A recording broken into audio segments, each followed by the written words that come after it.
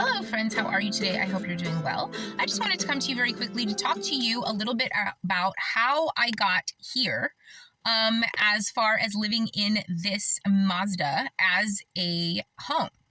I just thought it'd be an interesting story to talk about my actual home, this sticks and bricks home that I had, and how I was forcibly removed from it.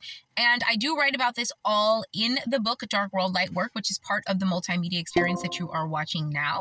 And all of the other links to the pieces are in the bio. So basically the story with my house. When I was in college in 2022, I was accepted into an exchange program, which meant that I got to spend a year studying abroad. And there were choices that were Italy, France, England, all of that. But I was a huge fan of New York City at the time, kind of obsessed with the place. And this was a post 9/11 world. So I'm the type of person I was like, we're going to show all the bad guys that we're not afraid. So I'm just going to go move to this city after all of this stuff and just act like life is still goes on. And so I did that. And while I was gone, my grandmother moved our stuff. We were living in a condo on like the east side of town, and she moved our stuff into a home that my dad encouraged her to purchase. He acquired 3 of the homes in the area, and he wanted my grandmother to put one of them in her name and have it as her home and finally have an actual house again, because she had to leave her house many, many years prior when my grandfather went to federal prison. And so we had to sell that house that she had for a lot of years. And we were in like condos renting until my dad got these other houses and we moved into it. So when I came back from the study abroad program, she had moved all my stuff into the master bedroom, which was really interesting. And she kept this other bedroom because she liked the view. The view was of a school, like she could see the kids and hear the kids playing in the morning. And she also could see the sun sets at night. And she really loved that. And every time anybody would come to see the house or hear about it, they would go on and on about how horrible, or not horrible, they wouldn't use those words, but just like how ridiculous our relationship is that I came in and took the master bedroom and all that stuff. And that was the story for many, many years. And she had to explain to them very patiently every single time that it was her decision, that she wanted the room and blah, blah, blah. And they never believed her, because that was the dynamic of our relationship. She was always giving me the world, or what people thought was the world, when it was really just convenient for both of us because we just had that kind of symbiotic relationship. And they thought that I was being spoiled by her. They thought that I was taking advantage of her. They thought that I was pushing her around, all of that. And it was always her decisions. And she was a very generous and gracious person with everybody.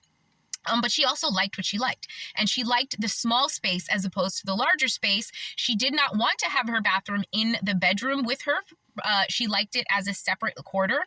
And she really wanted the view.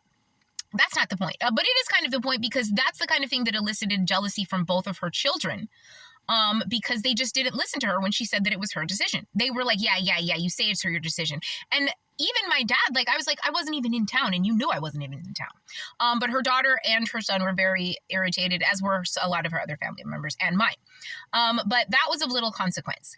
And so we lived very happily in that house for over 20 years. In 2018, that is when my grandmother started to really progress in her disease, which was Alzheimer's. And that was when she was starting to really show the signs of cognitive decline. It was worrying her friends. It was worrying her family. Everybody was very disturbed by it. Now, this is when her daughter took it upon herself to steal the woman's identity, to basically abduct her from her home or lure her away from her home, and ask her to come to a graduation of one of her 7 kids. And then she just never let her get back on the plane. She had a return flight scheduled that she just didn't put her on. And then she stopped allowing us to speak to her. And then she started attacking the home. She cut off the utilities. She blocked my access to being able to turn them back on. She started telling people that I was a tenant and that I was basically a squatter and that she was my grandmother and she wanted me out. And she started sending notes from the constable, eviction notices, all of that stuff. And one day on April 26, 2019, Clementine and I got up and went to the fossil beds. I write about these over and over again in the book. They're a beautiful place. And when we came back to a real estate agent changing the locks. Now, the constable stopped their pursuit once I compelled them with a letter and the evidence that I was an actual 20-year resident of the house and my grandmother's granddaughter. However, the real estate agent, they don't have as much scruples, so they came and they locked my door. I write about this in the book and I also read about it in the book. You can see and read the excerpts on my tumblr.com, which put me into a state of literally nowhere to go. Now, as you may know, if you've been following along here, my family unit, while they were close, they are not supportive. So I basically had nowhere to go. Luckily, a next door neighbor allowed me to stay in his house overnight, and he said I could stay as long as I could, but what am I going to do? Go move to the neighbor's house? I had to leave the next day. And then a friend of mine called his sister who lived in town, and I stayed with her for a night, and then that was when I left town and came to California. I ended up, because of the shape that my car was in and all of this, having to live in California in the car for 5 years. And you can read all about why I was sort of stuck in a limbo situation. And I really was in a position where I couldn't pass a background check to get a job. I had no address. I did not have reliable transportation. The car that I had was not registered. It did not have insurance, and it was also breaking. I didn't have an address. I didn't have anything to go on other than what I could survive on, which was my instincts. Now, I was also being hunted by the government, which is why I went out of my way to write a book to expose all of this stuff. And I finally ended up being arrested, illegally detained, let's say that, for the third time for something that I did not do that was based on a false police report in 2023, which brought me back with my family. Now, the car that I was living in was in such bad shape that I just had to scrap it. There was no way that I was ever going to make it back to Las Vegas in that car. And it was basically unrepairable because it was a Mercedes-Benz that cost too much. Like, that just to get into the engine was just an astronomical amount of money. And it was 3 times the amount that the car was worth at the time. And nobody even wanted to do the job. And so I had no car.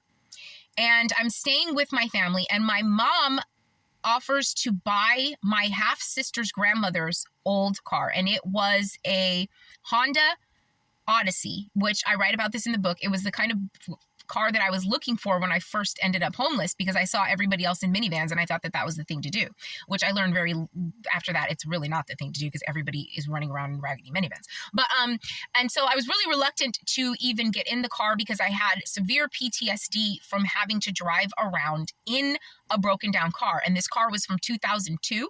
My car was from 2006, so I just had a lot of nervousness about it. But my mom wanted me to be, to do what she wanted to do, so she got the car anyway. And I was really nervous, and oddly enough, I didn't even want to drive. I just wanted to rest for a little bit. I'd been driving every single day, like 30 miles a day for the previous 3 years. And I really just wanted some time to rest. And I reluctantly drove it, but the energy of my sister's grandmother, she had passed away at that time, and I really, really did very much love and enjoy her. So, and it was really nice. Just, that was the part that made it easier for me to even take the car and move on. And so I had the car, and my family was very, very eager for me to capitulate, to finally join the 40-hour-a-week workforce and work for the government. What do they want me to do? Work for the county. They love that. They just thought that was the greatest idea. And I kept trying to explain to them, I'm trying to sue the county. I don't believe in the county. The county falsely imprisoned me. So like, I don't really want to go get a job there. But anyway, I filled out the application. I went to the job fairs. I did all of that stuff. And I was actively trying to do what they wanted me to do, or at least trying to make those steps just to prove to everybody that either I can, do it, or it just isn't what I'm supposed to do. And it really just wasn't what I was supposed to do, because a couple of weeks into me driving the car, I'm still looking for employment. I'm still battling the PTSD, and I am driving the car, and I was so nervous that I only wanted to drive to the gym and back to the house, which was about a 1 mile drive. And even that was nerve-wracking every day. And one day I said, you know what, let's be bold and drive out. And I wanted to go get some vegan donuts, which were maybe a 3 mile drive away. And I accidentally turned on the wrong street. This is the craziest part of how I even ended up in that accident. I accidentally turned on the wrong street, a street that was on something else that I usually go to was on that street. And I thought that was the street that the donuts were on. And while I was driving up the street trying to get back to the street where the donuts were on, a man hit me. He was in a BMW. He was racing a Maserati at 70, 80 miles an hour on a busy city street on like a Tuesday afternoon at like 10 a.m. And it was a very major car accident. The back of the car was crashed by the impact from him, and the front of the car was crashed by the impact from it running into a water box, like the box that the water valve for the whole strip mall that the place was connected to. So it was a horrible accident, but by the grace of the Holy Spirit, I was able to walk away from something, and also because it was a minivan. Because if it was a car, it would have been a really, really different situation, because the entire back of the minivan, I'm talking about like 6 feet of car, was completely smashed into the front seat. And so it was a really, really bad accident. And so that meant that the car was gone and everything that went with it. And so for the next couple of months, I, again, had no car. However, I was able to get a settlement. They just handed me the money too, because of how flagrant this man's actions were. And then I set out to find another car. At this point, I had been staying with my family for, I think it was like getting to the over a year mark, and my mom and her husband started to get really antsy.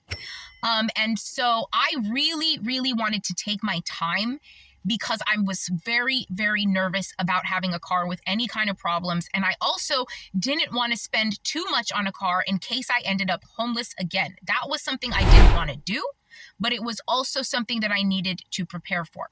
And my mom's husband was pressuring me intensely to find a car. And I really did not want to pay as much for the car that I am in as I did, but it was the one that I could find when they finally gave me an ultimatum that I had to leave the house in 2 weeks.